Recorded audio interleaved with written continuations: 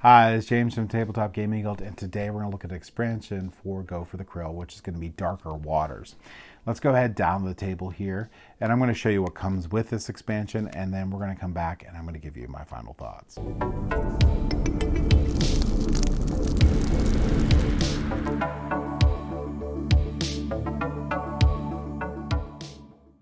All right, so this is Darker Waters. This is a huge expansion for Go For the Krill. In the darkest reaches of the sea lie the ocean's fiercest and most deadly creatures. As the commotion overhead signals it's time to feed, they come from their slumber to join the fray. Likewise, beasts of the air dive deeper than they ever, so they can fill their bellies with krill. So this expansion here, the rulebook for this is actually in the base game rulebook. It actually has the rules for Darker Waters. It also has the rules for the mini expansion Plastic that you can also pick up too. And then it also has explanations of all the cards in here, even for Darker Waters and what they do. The biggest thing for this is it expands the base game by adding more creatures to the player's hands. This is going to go from, when you play with Darker Waters, you're going to go from 12 rounds to 13 rounds in the game itself now. And it adds support for an additional player. So now the base game lets you go up to 6 players. This is going to let you go up to 7 players. So it has a couple more surprises here I'm going to show you in a second, but you're going to have all the cards that you need here. So you're going to have your 1 through 10. You're also going to have your, we're going to go over the tiebreaker cards here in a second. But you're also going to have your Emperor Penguin and your Squid here, wherever they went for that player. They're here somewhere. Anyway, you'll have your Emperor Penguin and Squid for that player. And you're also going to have additional cards here. These are just additional 1 through 10 that you're going to add in there so you can have more cards in your deck to handle the larger player count. So we have those.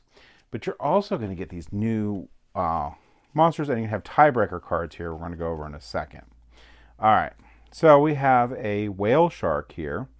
So the way that it's going to work is you're always going to have this, oh, here it is, giant squid and emperor penguin for the extra player. So that you're always going to have the giant squid no matter what. So the giant squid's the one that lets you return a card from your that you've played back to your hand.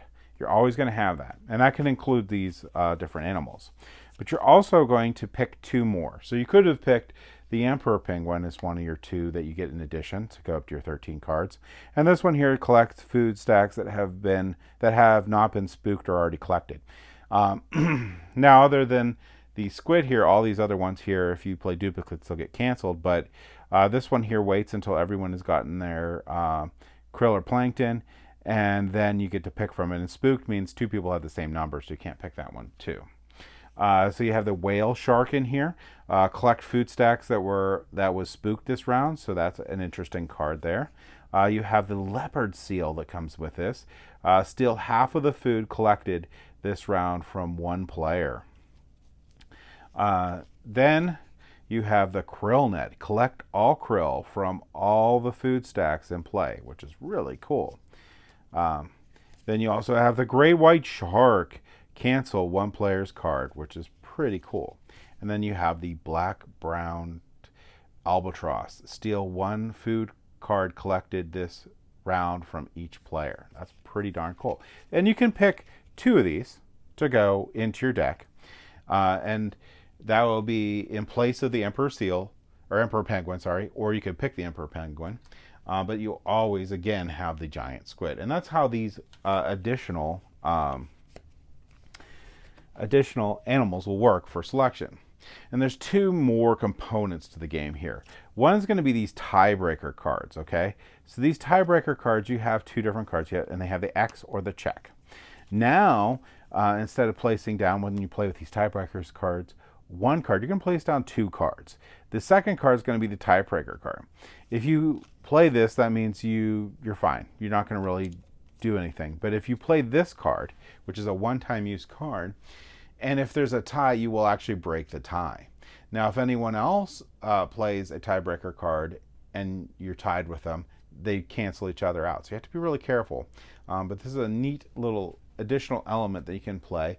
And you don't actually have to play with the tiebreaker one or with this element or with these extra creatures. That's up to you. You can mix and match these elements as much as you want. The last thing is these missions that you can get for the game.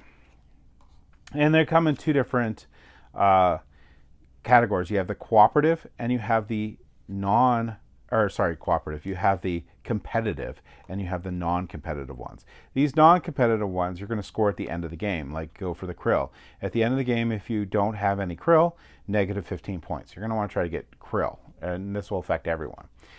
This one here, Slim Pickings, if you have no more than 5 of each numbered food card in your score pile at the end of the game, 30 points. And these are going to be all sorts of different collective goals, and each player is going to score these individually at the end of the game or lose points individually.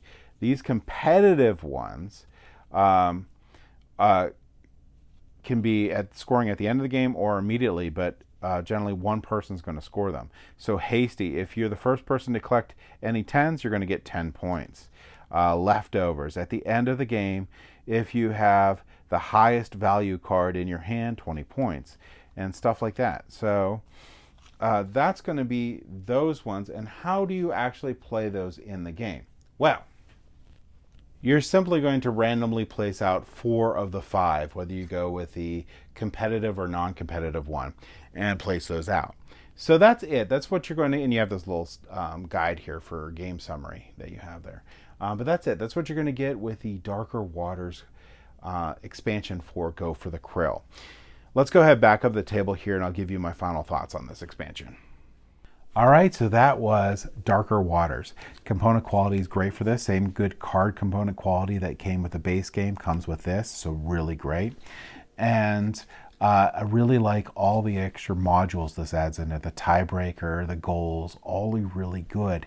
And the 7th player in there is great. It doesn't add much time to the game. You're all simultaneously playing. So this is an example of a great game that plays in a really high player count. So I really appreciate the 7th player addition to this game. Overall, this is an essential expansion for Go For the Krill if you like the game. This is going to be an expansion that you definitely want to pick up if you like the base game.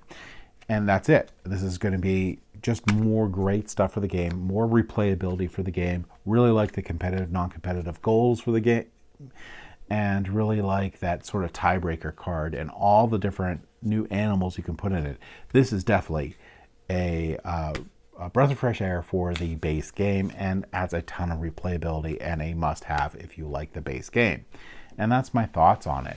If you like what we do, please like and subscribe. It really helps us out a lot. It helps us get more content out to you and all that fun stuff.